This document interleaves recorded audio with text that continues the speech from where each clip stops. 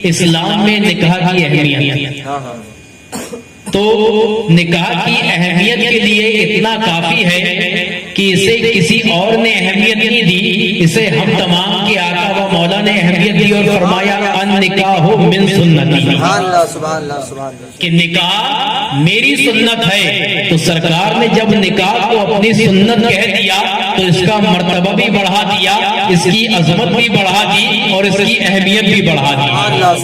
اور اگر شریعت اسلامیہ میں نکاح کو دیکھنا ہو تو نکاح جو ایک ترکیبات بھی ہے، ایک عمل بھی ہے اور ایک عبادت بھی ہے، اور ایسی عبادت ہے کہ جب اس روئے زمین پر کوئی عبادت نہیں تھی تو ایک عبادت تھی جسے نکاح کہا جاتا ہے، اور جب یہ دنیا ختم ہو جائے گی اور اس دنیا سے ہم کسی اور دنیا میں چلے جائیں گے تو اگر کوئی عبادت ہوگی تو اسے نکاح کہا جاتا ہے۔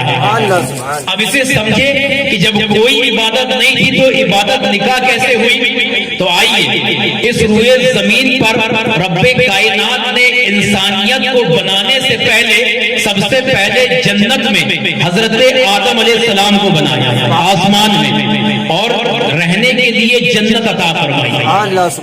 تو اس آسمان میں اگر سب سے پہلے کوئی عبادت وجود میں آئی ہے تو وہ حضرت آدم و حوا کا نکاح ہے۔ اب بڑی تیزی کے ساتھ اگر میں چلوں تو اس میں بڑی وضاحت ہے، تو اس میں معاملہ یہ ہے کہ جب اللہ نے حضرت آدم علیہ السلام کو بنایا اور رہنے کے لیے جنت عطا فرمائی تو آپ جنت تو بڑی خوبصورت تھی، ساری عیش و آرائش کی چیزیں تھی، مگر اس کے بعد بھی آپ جو ہے بڑا جو ہے اکیلا پن محسوس کرتے تھے۔ تو اللہ تبارک و تعالیٰ نے آپ کی بائی پسلی سے ایک عورت پیدا فرمائی جسے دنیا حضرت حوا کہتی ہے، اور جب آپ کی نیند کھلی تو آپ نے بڑی حسین و جمیل عورت کو اپنے سامنے دیکھا تو دل نے چاہا کہ اس کے قریب ہو، اس کی قربت پائی جائے۔ تو رب کائنات فرماتا ہے اے آدم اگر تم حوا کی قربت چاہتے ہو اور چاہتے ہو کہ یہ تمہاری ہو جائے تو مہر ادا کرو، مہر ادا کرو۔ تو حضرت آدم نے فرمایا کہ مولا سب کچھ تو دیا ہوا تیرا ہے، میرے پاس کیا ہے جو مہر میں ادا کروں؟ تو رب کائنات فرماتا ہے کہ آدم جب میں نے تمہارے اندر روح ڈالی تم نے نظر اٹھائی تو کس کو دیکھا؟ کہا عرش اعظم پہ دیکھا تھا، لا الہ الا اللہ محمد رسول اللہ۔ جب جنت میں داخل فرمایا دروازے کے میں کیا لکھا دیکھا تھا؟ کہا لا الہ الا اللہ محمد رسول اللہ۔ جب جنت میں داخل فرمایا تو جنت میں جتنے درخت تھے، جنت میں جتنے جھاڑ تھے، جنت میں جتنی چیزیں تھی، تم نے ہر درخت کے پتوں پہ لکھا کیا دیکھا؟ تو فرمایا کہ مولا لا الہ الا اللہ محمد رسول اللہ۔ تو کہا میرے نام کے ساتھ جس کا نام دیکھا ہے اسی پہ درود بھیج کے تیرے حوا کے لیے مہر ہوگا۔